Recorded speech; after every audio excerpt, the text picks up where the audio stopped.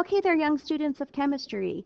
Now that you have learned how to write dot structures, the way we model what is happening with bonding, and you have actually used your modeling kits to build some of those models so that you could see the geometry and use valence shell electron pair repulsion theory to predict the geometry.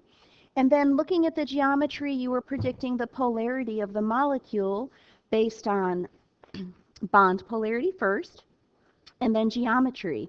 Hopefully what you found is that if the bonds are polar, that has to be the first caveat, if the bonds are polar and your dot structure is showing a lone pair, then you would predict that the molecule is polar. That's kind of the purpose of building those models in your lab and looking at the actual geometry. Now, from the polarity of the molecule, we can determine the type of interactions these molecules are having with each other.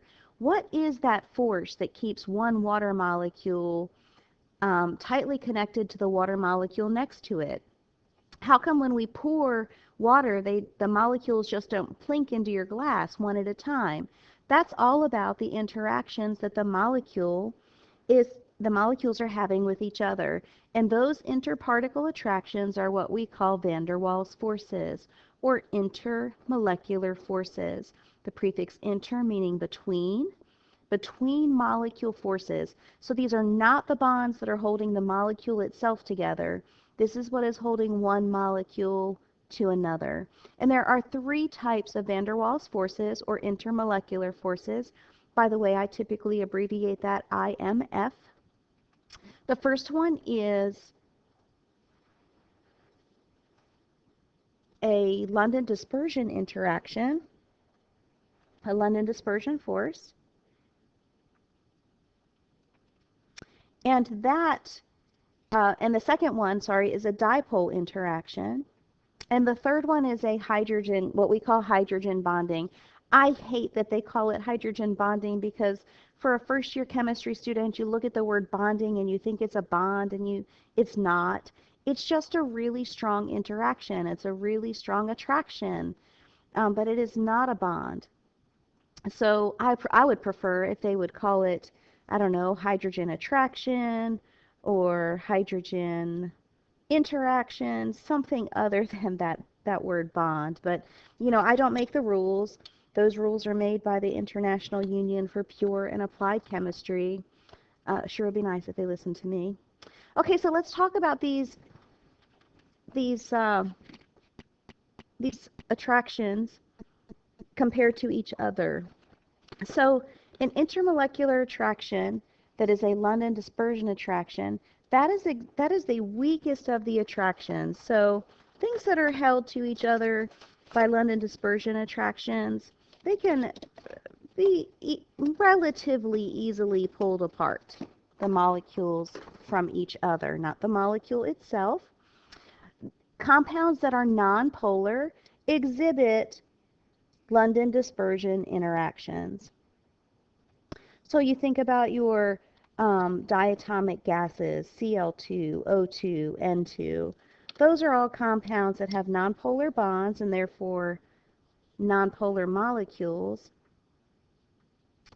And they are going to exhibit London dispersion attractions between the molecules. Now, the London dispersion attractions will increase as the number of electrons in the compound increases. So the more, and here's the thing. A London dispersion attraction is caused when the electrons, because they're constantly moving, right? They shift around, and at some point they're shifting in such a way that they're kind of clumped up together, and that creates an instantaneous dipole. When that instantaneous dipole occurs, we have this area of positive and negative, which attracts the compounds to each other. So the more electrons you have, the more likely it is that those electrons are going to shift in such a way that they're piled up in one corner of the molecule. So that's why London dispersion forces get stronger as the number of electrons increase. The next strongest force, that dipole-dipole force, if you know that a pole is an area of opposites, you would expect that that compounds that are polar will exhibit dipole-dipole forces. And I'm going to give you a little white lie, and that's okay, but right now we're going to say that as the molar mass of the compound increases, that's going to create a stronger dipole force. It will work for our purposes. And then the last but not least intermolecular force, the strongest one is hydrogen bonding. You guys, this is no different than a dipole interaction. Hydrogen bonding and dipole forces are the same, except that hydrogen bonding is really strong. It's a really strong dipole interaction, so what they've done is they've given it another name because it only happens when you have hydrogen in a compound that is bonded to fluorine, bonded to nitrogen, or bonded to oxygen. And the reason this attraction is so much stronger than a normal dipole attraction, because these bonds are all polar, is because hydrogen is really little, and these other elements are also very little. So hydrogen can get really close to them. So one molecule can nestle right in next to another molecule, and the closer they are, the more attracted they are. So, and fluorine just has a wickedly high electronegativity. Fluorine is just a freak. But it is no different than a dipole interaction. But when you have a compound containing hydrogen and fluorine, hydrogen bonded to nitrogen, or hydrogen bonded to oxygen, we're going to call that a special kind of polarity. We're going to call that a hydrogen bond attraction rather than a dipole attraction.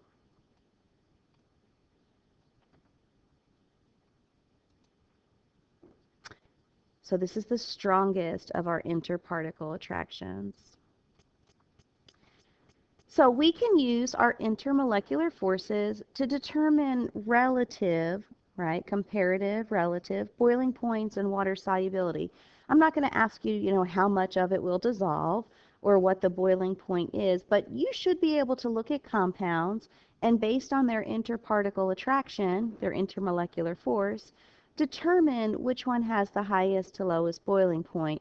So if we know when something is boiling, the molecules are being ripped apart from each other so that they can move more freely, it makes sense that the stronger those attractions are to each other, the harder it is going to be to pull them apart, and therefore it's going to require more energy and increase the boiling point. Same thing for melting point. Remember, boiling point and melting point kind of go hand in hand there. So when we consider the compounds in order of highest to lowest boiling point, the first thing we have are polar compounds that have hydrogen, oxygen, nitrogen, and fluorine in it. And those would be compounds that are hydrogen bonded. And then we have other polar compounds that do not have those special cases, but they have dipole interactions. So a dipole-dipole force. That would be both for polar compounds. And then we would have our nonpolar compounds, which exhibit London dispersion attraction.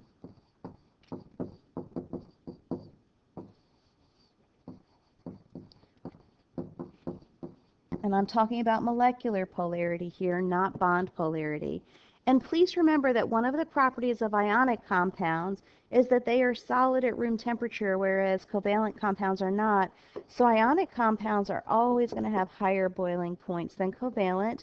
And remember that in class, we used lattice energy to determine which one of those would have a higher boiling point. So we looked at charge product. And the larger the charge product, we said the stronger the lattice energy, or the higher the lattice energy, and therefore the higher the melting point. So these are generalizations, but they work most of the time.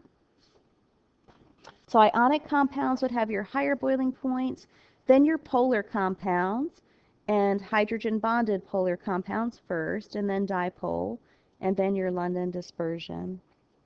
So what I'd like you to do now is to pause the recording for a minute, and I'd like you to fill out the chart that's in your notes here. I want you to do the dot structures. And you probably want to calculate that bond polarity because remember, we cannot determine molecular polarity unless we have bond polarity first. And then once you have dot structure, molecular polarity, and the type of intermolecular force, which is based on the molecular polarity, then we'll continue. So pause right now and do your dot structures, your molecular polarity, and your intermolecular force.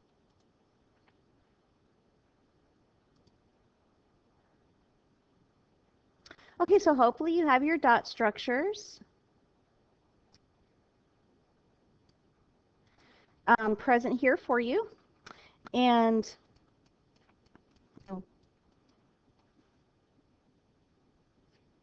okay, sorry about the technical difficulty there. So as you see, I have the dot structures drawn here for you. You should check to make sure you have those correct. Remember that we will predict molecular polarity using the rule of thumb from your lab. If the bonds are polar and there is a lone pair on the central atom, we would predict that the molecule is polar. So for the ammonia, NH3, we have polar covalent bonds.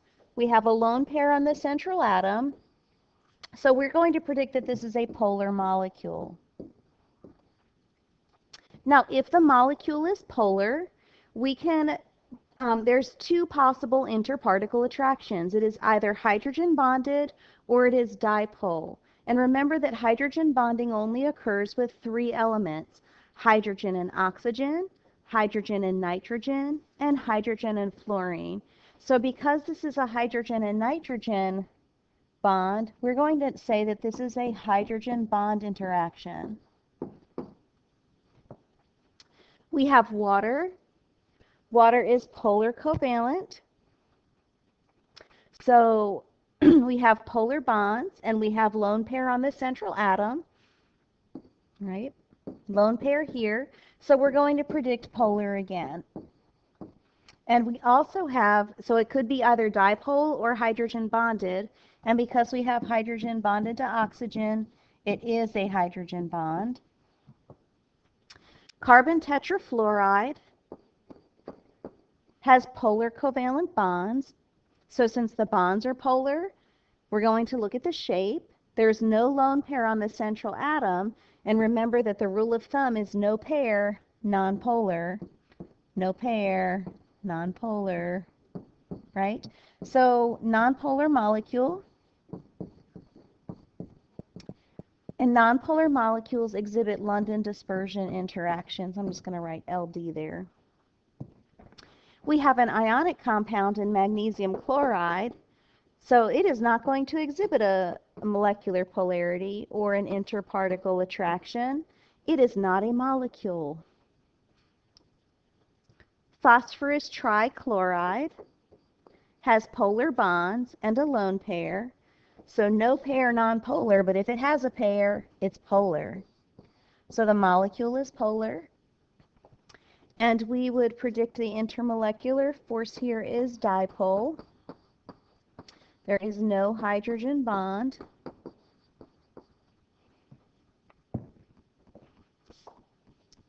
Nitrogen has nonpolar bonds. And since it has nonpolar bonds, we don't even have to look at the shape of the molecule is nonpolar.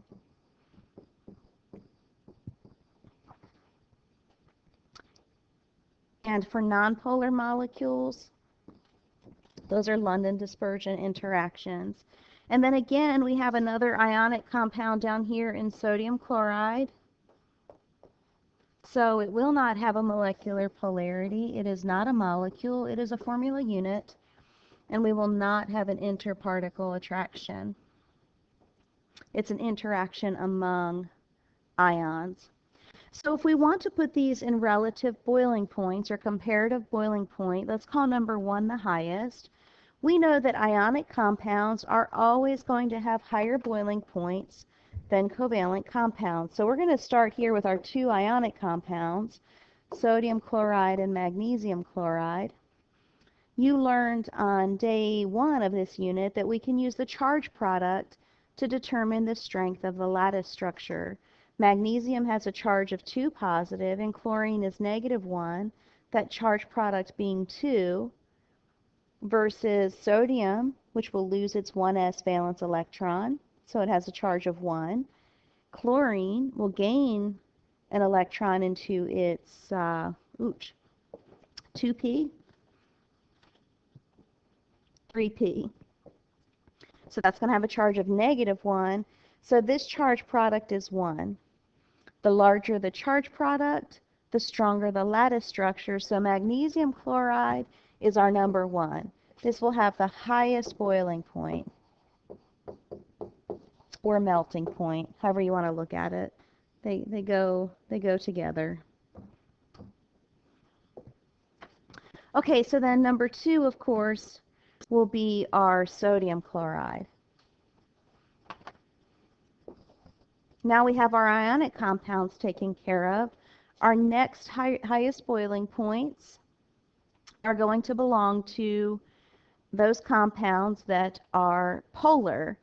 And then we have hydrogen bonded compounds and we have dipole compounds.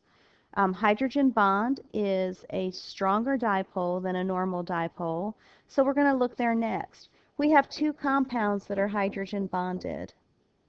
So what we're going to do here is separate those 2 to determine which one is going to be a stronger hydrogen bond. I told you in the notes that we were going to use molar mass to determine that. That's a little white lie, but I do believe it's going to work for us here. You've not really learned molar mass yet. But if we look at the masses on the periodic table, hydrogen is 1, and there's 2 hydrogens, so that would be a mass of 2 atomic mass units. And oxygen is 16, so 2 plus 16 is 18 atomic mass units here. Nitrogen has a mass of 14.01, and each hydrogen is 3, so 14 plus 3, that gives us a mass of 17 atomic mass units here. That would be the mass of just one molecule. That's a really, really small amount of grams, but the mass of one molecule. So 1 molecule of water weighs 18 atomic mass units, and 1 molecule of ammonia, that's CnH3, weighs 17 atomic mass units. So we're going to choose the water to be next because we are using that little white lie that the greater the mass, and then the stronger the hydrogen bond. And then our ammonia will be next. So after our hydrogen bonded compounds, then we're going to look at our other polar compounds, and we only have one other one, the phosphorus trichloride. That's the PCl3. That is also polar and has a dipole force, so that's going to be our number 5, getting to the lowest boiling point here. And that leaves us with our last 2 compounds that are both nonpolar. And we have 2 compounds that are both nonpolar, exhibiting London dispersion attractions. And now we're going to use the total number of electrons. Young people, this is not valence electrons. This is total number of electrons. So carbon having 6 electrons, each fluorine having 9 electrons. There's 4 fluorines and a carbon. So we're looking at a total of 42 electrons for the carbon tetrafluoride total. And then for the nitrogen, each nitrogen atom only has 7 electrons, so we're looking at 14 electrons total here. So these are not valence, this is total number of electrons. All the electrons are moving, not just the valence electrons, even though we're generally only concerned with the valence electrons. So with 42 electrons for the carbon tetrafluoride, it is much more likely that that electron density is going to shift to one region of the atom and create this like instantaneous dipole and make the compound have these positive and negative areas. So this is going to be a stronger London dispersion attraction than that of the nitrogen.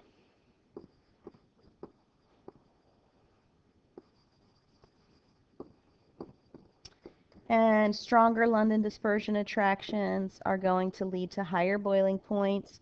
So this is our number 6, and finally nitrogen is our number 7. So let's talk for a minute about solubility. The rule when something dissolves is like dissolves like. Polar things can dissolve polar things, and nonpolar things can dissolve nonpolar things, but polar things cannot dissolve nonpolar things. Well, the most common solvent that we have is water. And water is a polar molecule. So water can dissolve ionic compounds because, let's face it, when electrons are transferred, that's as polar as it gets. You have a true area of positive and negative, and not just a moment where that's happening. So water can dissolve ionic compounds. And remember that the weaker the lattice structure, the more soluble the compound is. And then water can dissolve anything else that is polar. So if we look at our chart here, let's look at the things that water can dissolve. Water can dissolve sodium chloride because it's ionic. Water can dissolve magnesium chloride because it's ionic. As a matter of fact, it dissolves the sodium chloride better than the magnesium chloride because remember, the attraction, that lattice energy, the attraction that's holding the magnesium chloride together is stronger. Water can dissolve ammonia because ammonia is also polar. Ammonia is the NH3. Water cannot dissolve the carbon tetrafluoride, so this is not soluble in water. The ammonia is soluble in water. The phosphorus trichloride, the PCl3, that is polar, so that is soluble in water. And the nitrogen gas is nonpolar, so that is not soluble in water. So we'll use molecular polarity to determine solubility. So you can see that bonding and how we model the bonding really shows us a lot about the properties of the compounds. It is a really important little model that we use, and we can predict properties, and we are right. So it's a good model. Okay, that's it for now.